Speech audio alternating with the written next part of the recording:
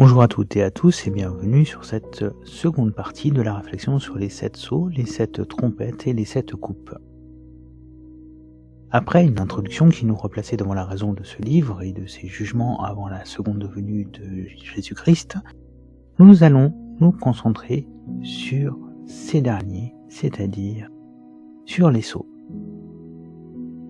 Nous allons les regarder dans l'ordre du livre et analyser ce que cela pourrait nous enseigner sur les temps à traverser, mais aussi comme un avertissement pour toute l'humanité.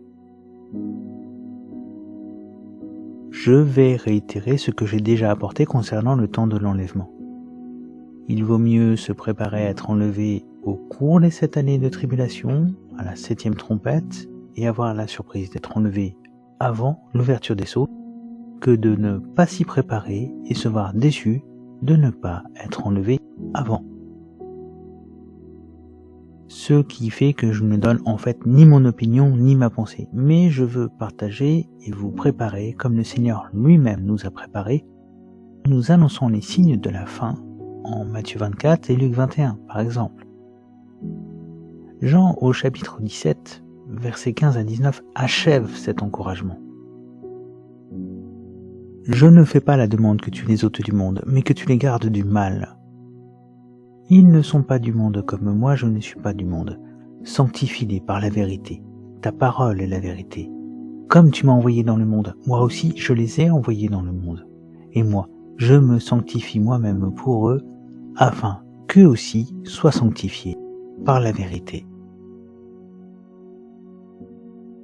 Soyons prêts en toute occasion, ne nous laissons pas démoraliser par les événements, car nous savons qui tient notre vie entre ses mains. Il ne nous a pas promis que nous ne souffrions pas ici, mais que nous aurions accès à la nouvelle terre et au nouveau ciel avec lui, parce qu'il nous a rachetés pour lui. Je ne dis pas que l'enlèvement avant ne peut pas avoir lieu, juste qu'il vaut mieux se rappeler que le Seigneur nous aime et nous donne la force de traverser toutes les tempêtes qui pourraient se présenter devant nous. Un petit rappel qui nous permet dès lors de nous lancer dans la méditation de ce jour.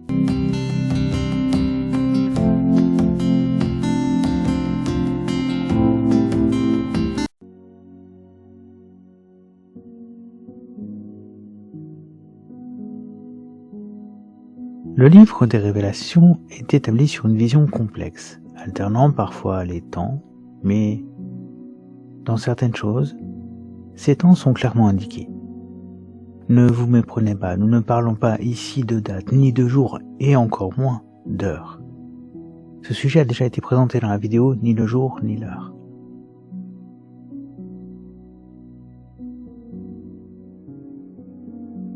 Le livre nous place en premier devant le temps de l'Église, à travers les 7 lettres, révélant le désir du Seigneur de ne plus rien tenir caché. Puis, nous passons à Jean, devant le trône, et la découverte d'un rouleau que personne ne peut ouvrir, et scellé de 7 sceaux. Il nous est dit que l'agneau immolé a reçu le pouvoir d'ouvrir les 7 sceaux, et c'est au temps de l'ouverture du 7e sceau que nous découvrons que ce sceau cachait 7 trompettes. Et quand la 7e trompette résonne, nous découvrons qu'elle déclenche le versement de 7 coupes de colère sur la terre. Nous voyons l'apparition durant ce temps d'un faux prophète et de l'antéchrist, puis vient ensuite la fin de Babylone. Lucifer ensuite est enchaîné pour 1000 ans. Il y a la guerre à la fin de ces 1000 ans, à sa libération et le jugement de toutes choses.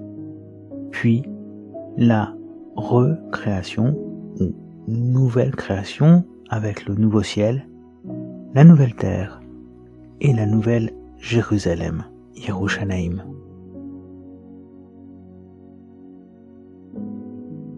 Un programme qui nous encourage, comme nous en avons déjà fait la mention, à tenir ferme sur notre foi, car l'Éternel est pour nous un rocher, une haute retraite, une forteresse et notre bannière. Pourquoi avons-nous donc reçu ce livre si nous sommes enlevés avant ? J'ai déjà expliqué pourquoi je préfère présenter cette façon de voir, même si elle n'est peut-être pas la mienne, ou la bonne. Si nous avions juste besoin des 7 lettres, pourquoi le Seigneur a pris son temps pour nous avertir des choses à venir ? Nous savons que celui qui a tout révélé à Jean ne fait rien par hasard et inutilement. Pour que nous annoncions aux nations ce qui va arriver? Oui. Pour que nous soyons encouragés? Oui. Pour nous dire ce qu'il a prévu de faire pour nous consoler afin de tenir la course jusqu'à son retour? Oui. Pour que nous sachions ce que vont traverser certains qui n'auront pas cru sans avoir vu? Peut-être. Mais si les nations ne lisent jamais ce texte, continuent leur rébellion dans ce temps, en endurcissant leur cœur, alors pourquoi avoir reçu ces informations qui pour certaines ne concernent pas l'Église? Pour Israël? Oui, mais pas que. Nous savons que le livre de Daniel avait été scellé pour les temps de la fin. Le livre de Jean vient compléter les visions reçues à cette époque, mais n'en avait pas d'accomplissement devant les yeux. Quelle est la période de l'humanité où les hommes peuvent recevoir les informations du monde entier instantanément? Où ils peuvent assister à un événement commun partout dans le monde en même temps? Où ils peuvent avoir accès à toute l'information, toutes les informations qu'ils désirent par de simples recherches depuis chez eux? Oui, je parle bien de notre époque. Quand je repense à l'un des messages de Jean-Marc Taubois qui commence déjà à dater, car c'était en 2012, il rappelait que plusieurs personnes avaient reçu un message, dont je vous laisserai le témoignage en description. En espérant ne pas l'oublier comme je l'avais déjà fait dans le précédent message, même si cela a été corrigé avec le temps. Déjà, les trompettes sont à la bouche. Une phrase qui pourrait nous laisser donc devant le fait que je pourrais dès à présent sauter la partie des sceaux, n'est-ce pas? Mais afin que chacun puisse y réfléchir, afin que chacun se fasse son opinion, afin de rester neutre face à la temporalité sans vous imposer d'opinion, quelle qu'elle soit, nous allons regarder aux 7 sceaux, car il est nécessaire de comprendre l'ordre donné par le Seigneur et la raison de sa façon de faire. Achevons cette série de questions que nous venons de nous poser. Quelle est donc la compréhension de ce que nous avons reçu? Le Seigneur désire nous faire savoir que nous allons vivre littéralement un nouvel exode. Et, tout comme Israël a assisté au fléau sur l'Égypte et a été épargné de certains en étant à Goshen, le Seigneur peut nous enlever ou susciter un nouveau Goshen. Mais la finalité et la direction de la terre promise, le nouveau ciel et la nouvelle terre, avec sa personne à la tête de notre camp.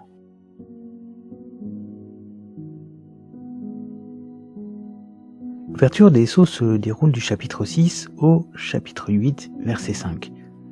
Nous allons regarder à chacun des sceaux son déroulement, sa signification et ce que nous pouvons en comprendre.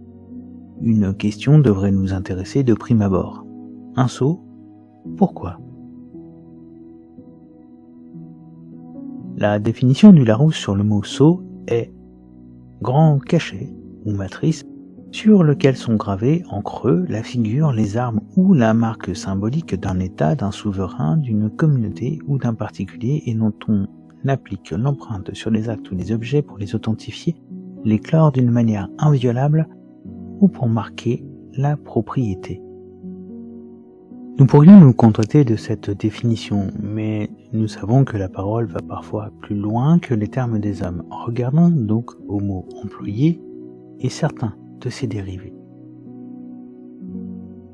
Dictionnaire des Strong, le grec, mot 4973, sphragis. Probablement le renforcement de phraso. C'est un sceau. Le sceau placé sur un livre, un cachet, l'inscription ou impression faite par un sceau, du nom de Dieu et de Christ marqué sur les fronts, ce par quoi une chose est confirmée, prouvée, authentifiée comme par un sceau. Regardons ensemble le mot phraso. Apparemment une forme de renforcement du mot frêne. Il signifie enclore, bloquer, arrêter, fermer, sceller, réduire au silence. Le mot frêne signifie le diaphragme, les parties du cœur, l'esprit. Faculté de perception et de jugement. généralement traduit sous le rapport du jugement à l'égard du jugement. Nous comprenons alors que ce sceau va plus loin que simplement une lettre, mais revient au jugement appliqué par une autorité, ce que nous avions déjà présenté dans la vidéo d'introduction. C'est pourquoi tous se sont réduits au silence devant la question « Qui peut prendre la lettre et briser les sceaux ?» Par le simple fait de creuser, nous venons de confirmer que ces sceaux sont importants pour nous, et comprenons dorénavant les larmes de Jean. Nous devrions vouloir voir ces sceaux brisés, voir le temps accélérer pour le jugement de ce monde être enfin révélé, alors que cela fut tenu dans le secret lors de la première venue. Et quand celui-ci sera venu, le Consolateur, l'Esprit Saint, il convaincra le monde de péché, de justice et de jugement. De péché parce qu'il ne croit pas en moi, de justice parce que je m'en vais à mon Père et que vous ne me voyez plus, de jugement parce que le chef de ce monde est jugé. L'Esprit Saint est aussi appelé sceau par Paul, car nous sommes devenus des lettres vivantes et de chair, et non plus de pierre. Des lettres envoyées tel un message au monde, mais dorénavant un message décellé. Les sceaux qui nous ont través ont été brisés et nous pouvons témoigner, laisser lire, voir au monde le contenu de notre livre qui est notre vie et sa transformation. Afin que nous soyons à la louange de sa gloire, nous qui avons espéré à l'avance dans le Christ, en qui vous aussi vous avez espéré, ayant entendu la parole de la vérité, l'évangile de votre salut, qu'elle aussi ayant cru, vous avez été scellés du Saint-Esprit, de la promesse qui est les arts de notre héritage, pour la rédemption et la possession acquise à la louange de sa gloire. Le sceau appliqué sur le rouleau est celui du Père, et personne, pas même Satan, qui ne désire d'ailleurs pas que le sceau soit brisé, ne peut les briser. Seul l'agneau immolé, qui a accompli la volonté du Père, le Fils, seul peut prendre, recevoir ce rouleau de la main du Père et en briser les sceaux afin d'appliquer et révéler le jugement au monde, le mystère de Dieu. Dieu donc, ayant passé par-dessus les temps de l'ignorance, ordonne maintenant aux hommes que tous, en tout lieu, ils se repentent, parce qu'il a établi un jour auquel il doit juger en justice la terre habitée par l'homme qu'il a destiné à cela, de quoi il a donné une preuve certaine à tous, l'ayant ressuscité d'entre les morts.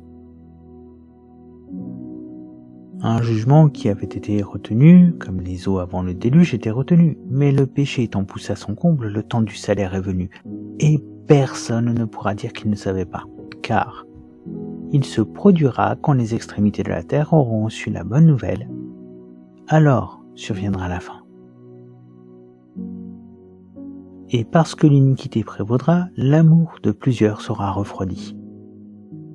Mais celui qui persévérera jusqu'à la fin, celui-là sera sauvé. Et cet évangile du royaume sera prêché dans la terre habitée tout entière, en témoignage à toutes les nations. Et alors viendra la fin. Je reste toujours ébahi devant ceux me disant « Mais il ne connaissait ni le jour ni l'heure. » Et pourtant, il a su nous donner la description de la saison avec de très nombreux détails. Et souvenons-nous que ce n'est qu'au moment du signal donné, que seul le Père connaît, que l'époux allait chercher son épouse dans la tradition galiléenne. Donc, Yeshua Jésus se comporte comme l'époux parfait, patient, ayant préparé avec soin la même maison inspectée par le Père, qui nous est destinée.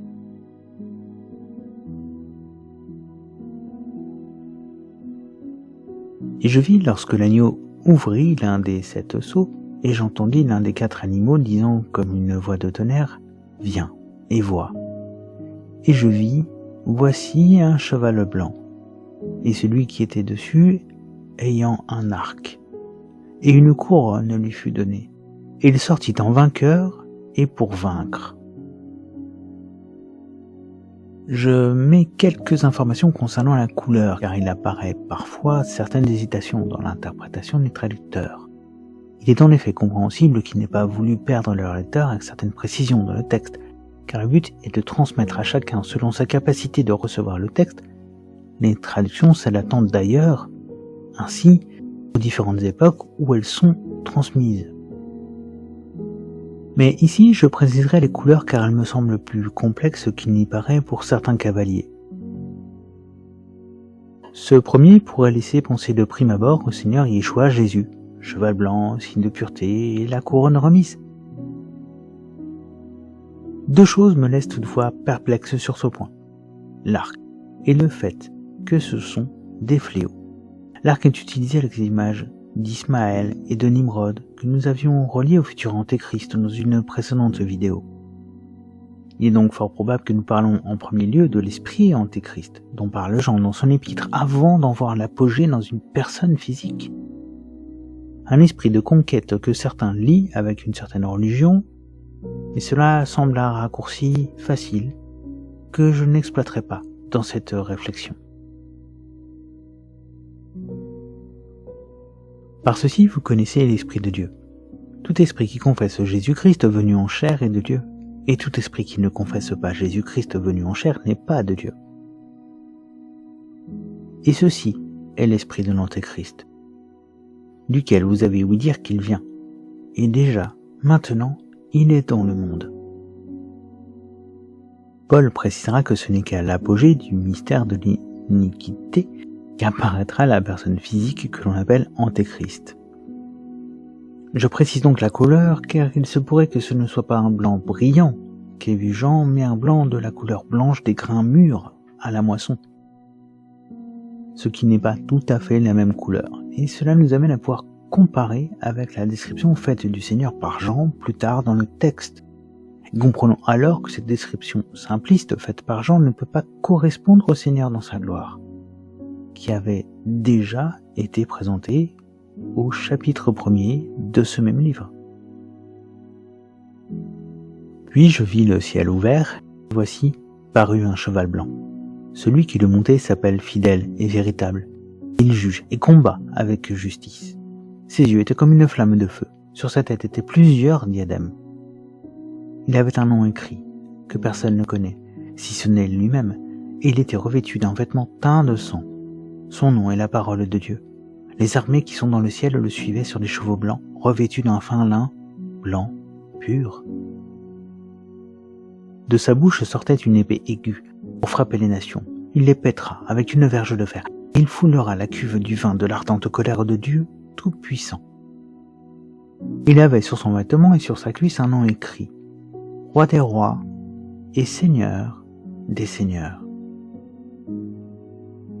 Une des possibilités est que cet esprit envoyé sur ce premier cheval le fut après que l'agneau ait été immolé et ressuscité. Nous avons vu qu'il s'est sacrifié pour obtenir le pouvoir de briser les sceaux. D'ailleurs, Pierre cite en acte 2 le prophète Joël quand il parle de la prophétie des derniers jours. Nous sommes dès cette époque dans les derniers jours, encore plus aujourd'hui dans les derniers jours des derniers jours. Il est donc possible que ce premier fléau, premier sceau, ait été brisé quand Yeshua fut accepté en tant qu'offrande expiatoire lors de la fête des prémices, ou après. C'est-à-dire, pas encore. Mais ne nous perdons pas sur les possibilités de temporalité concernant l'ouverture des sceaux, car comme les fêtes, certains pourraient être ouverts à la suite, en un mouvement, puis qu'il y ait des temps de pause.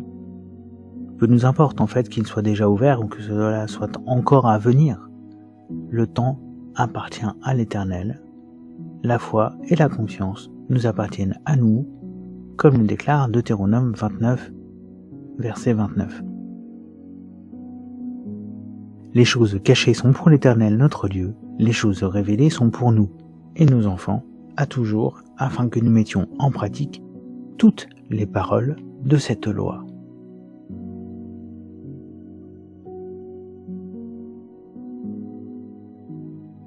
Et lorsqu'il ouvrit le second sceau, j'entendis le second animal disant « Viens et vois ». Et il sortit un autre cheval, roux. Et il fut donné à celui qui était assis dessus d'ôter la paix de la terre et de faire qu'ils s'égorgeassent les uns les autres. Et il lui fut donné une grande épée. Ici, le cavalier est sur un cheval couleur rouge-feu, comme le désigne le mot en grec. Une couleur qui nous rappelle que sans le Seigneur, il n'y a pas de paix. Cet esprit peut ôter la paix de la terre. Prenons qu'il est aussi un esprit qui est allié au premier cavalier, peut-être lié à la persécution des croyants. Je dis cela parce que le premier dispose d'une couronne qui lui fut donnée. Cet esprit ne se déguise pas, il a sa propre couleur cette fois-ci. Une couleur qui rappelle le sang, notre faute, mais il n'est pas celui qui verse le salaire, non. Il vient aider le péché à aller à son comble. Il est là pour diviser les hommes, mais aussi pour les pousser à tourner leur regard, à pousser à appeler l'Éternel à notre secours. Le Seigneur tolère donc ces choses, même s'il ne les désire pas pour nous, car il est celui qui a dit « Car moi je connais les pensées que je pense à votre égard, dit l'Éternel, pensées de paix et non de mal pour vous donner un avenir et une espérance. Et vous m'invoquerez, et vous irez, et me supplierez, et je vous écouterai. Et vous me chercherez, et vous me trouverez, car vous me rechercherez de tout votre cœur. » Ce verset s'adresse en effet en premier à Israël, même s'il peut s'appliquer à l'humanité dans la volonté de notre Père Céleste. Ce fléau semble lui aussi pouvoir avoir déjà cours et peut donc être considéré comme le premier à être brisé, même si, je le répète, même si cela peut encore être en réalité à venir, et donc non produit encore actuellement.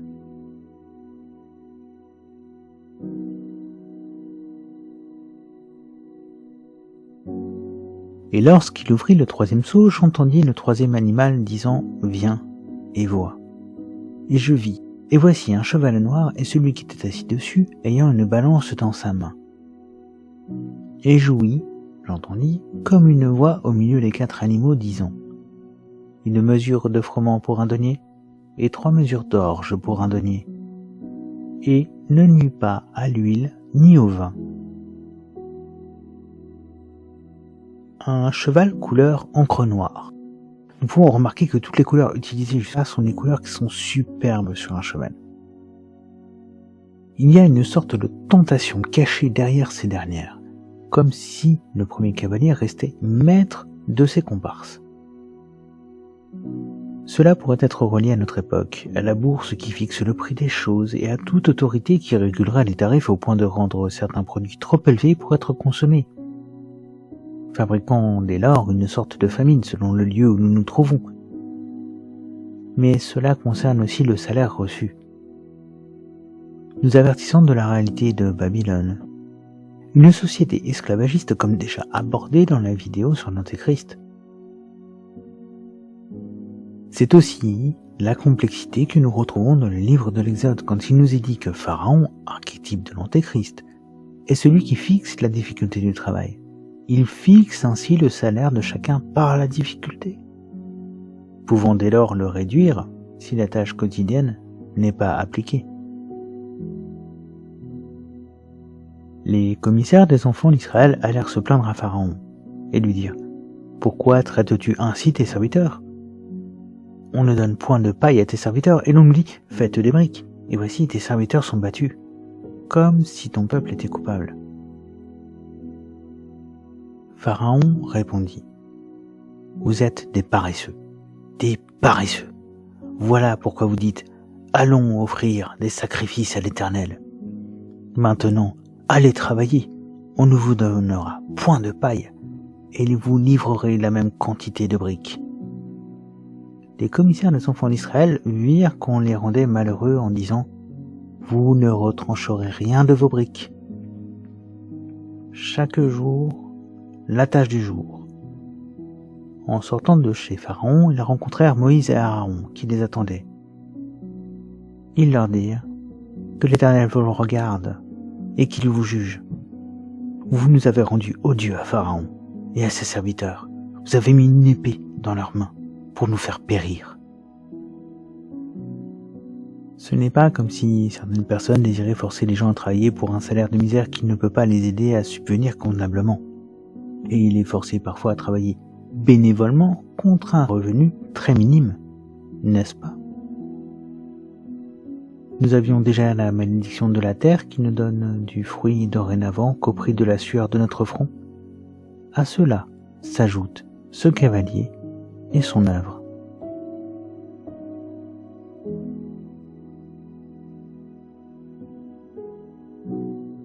Et lorsqu'il ouvrit le 4e sceau, j'entendis la voix du 4e animal disant « Viens et vois ». Et je vis, voici, un cheval livide. Et le nom de celui qui était assis dessus est la mort. Et le Hadès suivait avec lui. Il lui fut donné pouvoir sur le quart de la terre, pour tuer avec l'épée et par la famine et par la mort et par les bêtes sauvages de la terre. La couleur ici est complexe, nous laissant entrevoir un cheval malade avant tout, porté sur le jaune, vert, léger, ne transpirant dès lors pas la santé. Cette fois-ci, le cavalier est nommé, la mort. Un cavalier dont nous connaissons la fin, car elle nous est décrite en Apocalypse, chapitre 20, verset 14. Et la mort et le séjour des morts furent jetés dans l'étang de feu, c'est la seconde mort, l'étang de feu. Nous savons que la mort est apparue dans le monde à partir de la chute, et que, si elle est liée au cavalier précédent, alors ces fléaux seraient déjà dans le monde, d'une certaine manière. Mais cela ne semble pas nous indiquer de temporalité à laquelle nous repérer pour déterminer si la réalisation est en cours ou doit encore se réaliser. Même si certains mots peuvent nous aider en cela. Une information ici nous est donnée pour nous faire comprendre que ce fléau ne sera pas sous la forme que nous connaissons. Et il lui fut donné pouvoir sur le quart de la terre pour tuer avec l'épée et par la famine et par la mort et par les bêtes sauvages de la terre. Comme si la famine, la guerre et l'esclavagisme ne suffisaient pas. Les bêtes sauvages viennent s'ajouter à la liste. C'est toute la création qui viendra donc tenter de nous réveiller, de nous appeler à sortir de notre rébellion et de revenir au pied du Seigneur à la croix afin de trouver le salut pour notre âme et la vie éternelle. Petit aparté rapide. Actuellement, certains prédicateurs, dont Jonathan Cahn et bien d'autres, font remarquer que les 4 couleurs qui sont utilisées, présentées ici pour les 4 cavaliers, sont les mêmes utilisées par certains pays arabes dans leurs drapeaux. Rouge, noir, vert et blanc. Cela semble indiquer une certaine volonté cachée derrière, mais aussi un signe pour ceux des nations qui les voient. L'œuvre de ce cavalier ne passera pas inaperçue, tout comme l'enlèvement. Et nous savons que l'enlèvement est la marque de Dieu sur ses disciples, tandis qu'ici ce sera une marque sur les nations. Une marque qui s'ignore bien entendu pour mieux faire chuter les hommes, femmes et enfants de ce monde.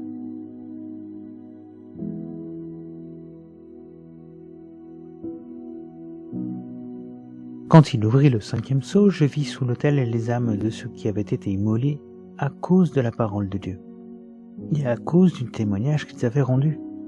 Ils crièrent d'une voix forte en disant « Jusqu'à quand, Maître, saint et véritable, tardes-tu à juger et à tirer vengeance de notre sang sur les habitants de la terre ?»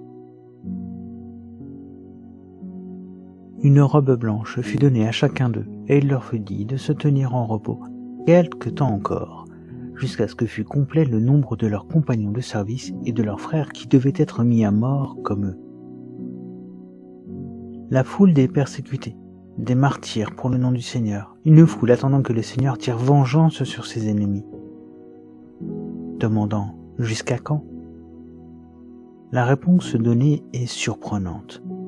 Jusqu'à ce que fût complet le nombre de leurs compagnons de service et leurs frères qui devaient être mis à mort comme eux. Ce n'est pas jusqu'à l'entrée du dernier des nations, afin que tout Israël soit sauvé ici, non, mais jusqu'au dernier mort pour le nom du Seigneur.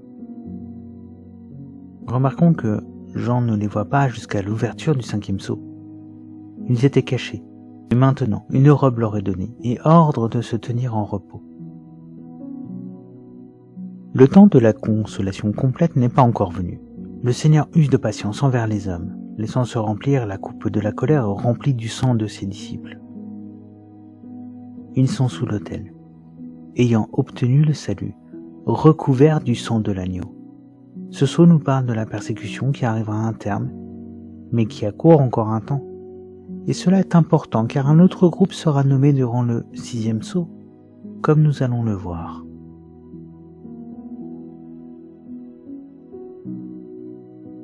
Ce sceau est plus complexe que tous ceux que nous venons de voir. Il ne se déroule pas qu'en un seul phénomène. Il contient toute une temporalité que nous allons regarder ensemble.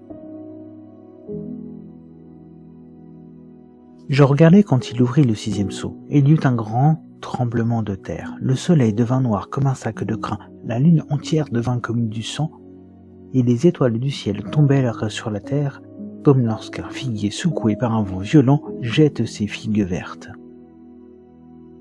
Le ciel se retira comme un livre qu'on roule, et toutes les montagnes et les îles furent remuées de leur place. Les rois de la terre, les grands, les chefs militaires, les riches, les puissants, tous les esclaves et les hommes libres se cachèrent dans les cavernes et dans les rochers des montagnes.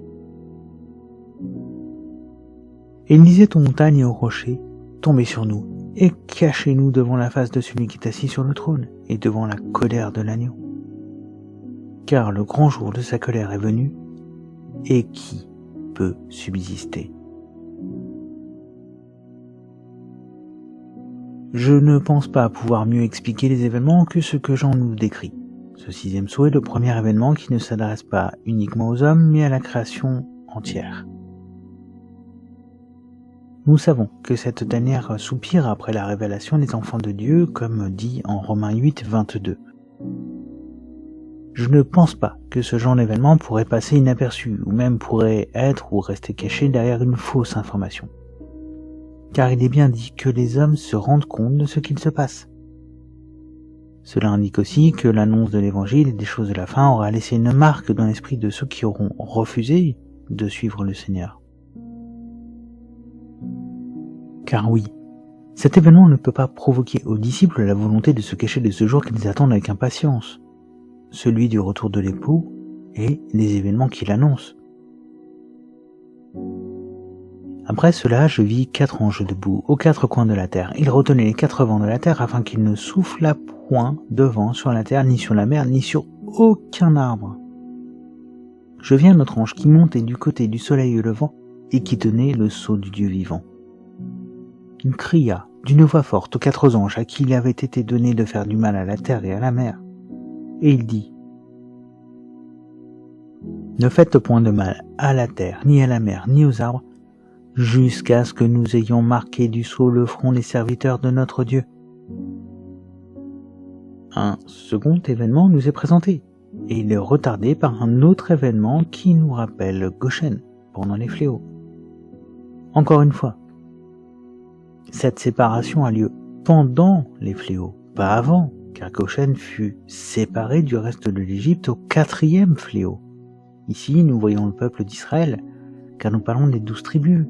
12 000 hommes étant un calcul qui nous amène à revoir l'alliance du ciel et de la terre, 3 fois 4 multiplié par 1000, donc 10 puissance 3, 10 étant le chiffre de la perfection et 3 celui du ciel. L'Éternel renouvelle ici son alliance en marquant son peuple avant de laisser les anges lâcher les vents de la terre afin de faire du mal à la terre, à la mer et aux arbres. Le chapitre 7, en son entier, nous parle de la période entre le 6e et le 7e sceau.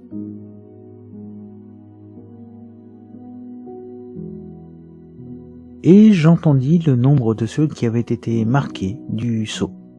144 000 de toutes les tribus des fils d'Israël. De la tribu de Juda, 12 000 marqués du sceau. De la tribu de Ruben, 12 000 marqués du sceau. De la tribu de Gad, 12 000 marqués du sceau. De la tribu d'Acher, 12 000 marqués de ce même sceau. De la tribu de Nephtali, 12 000 marqués du sceau. De la tribu de Manassé, 12 000. De la tribu de Siméon, 12 000. De la tribu de Lévi, 12 000. De la tribu d'Issachar, 12 000. De la tribu de Zabulon, 12 000. De la tribu de Joseph, 12 000. De la tribu de Benjamin, 12 000 marqués du sceau. Venons déjà de parler de l'explication du chiffre, mais nous pouvons aussi rappeler pourquoi cela ne concerne pas les hommes des nations, ou juste des disciples, ou les hauts dirigeants d'une secte qui se prétendrait le nouvel Israël, comme le prétendent certaines assemblées. Depuis 1948, le peuple d'Israël revient sur la terre promise, et des organisations se sont créées afin de retrouver 10 tribus perdues. car nous ne connaissons principalement que ceux de la partie de Juda, c'est-à-dire Juda, Benjamin, quelques Lévites, plus quelques membres du Nord qui avaient fui dans le Sud avant la première déportation, celle des tribus du Nord à Babylone. Ce que nous appelons donc les Juifs est une représentation du peuple en son entier, mais il en manque les déportés qui ne sont pas encore revenus. Et c'est comme cela que furent trouvés les Falachas en Éthiopie ou les Pashtuns en Irak par exemple. Et ce sont bien eux qui sont concernés, car quand le Seigneur parle de ce sceau, il rappelle que le Messie est marqué de son sceau pour nous. Mais Israël le sera en témoin pour les nations, en rappel de l'alliance faite à Abraham. Et pour les disciples des nations alors, le Seigneur nous informe dans la suite de ce chapitre.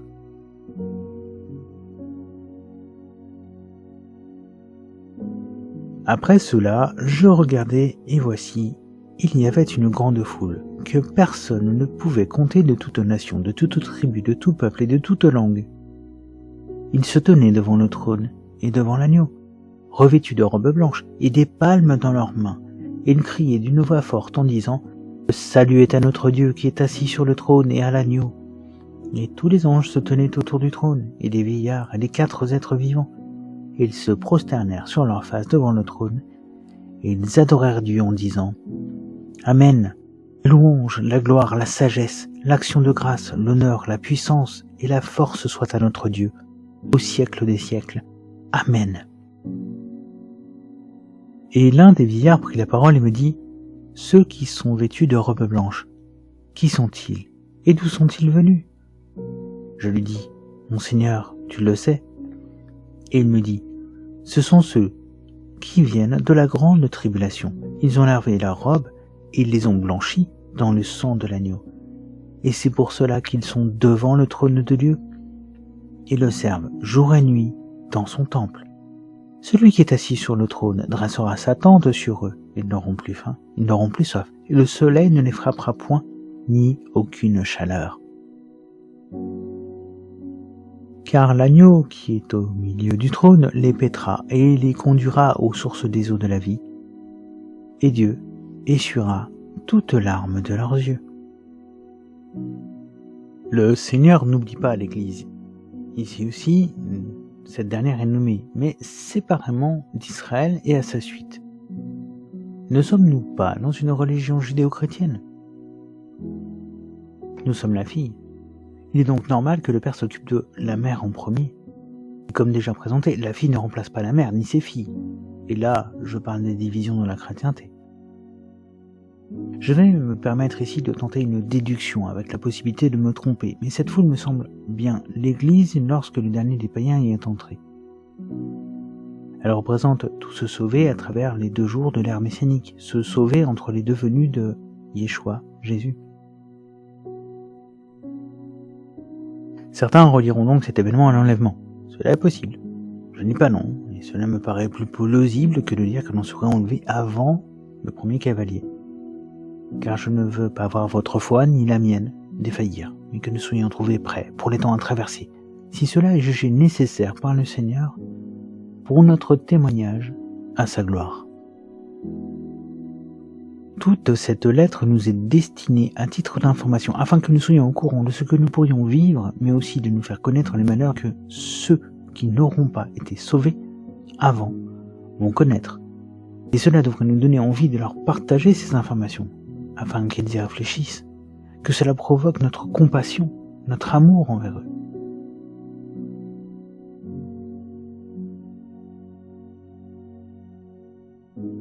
Quand il ouvrit le 7e sceau, il y eut dans le ciel un silence d'environ une demi-heure.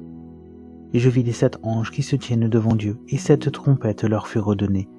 Et un autre ange vint, et il se tint sur l'autel, ayant un encensoir d'or. On lui donna beaucoup de parfums, afin qu'il les offrît, avec les prières de tous les saints, sur l'autel d'or qui est devant le trône.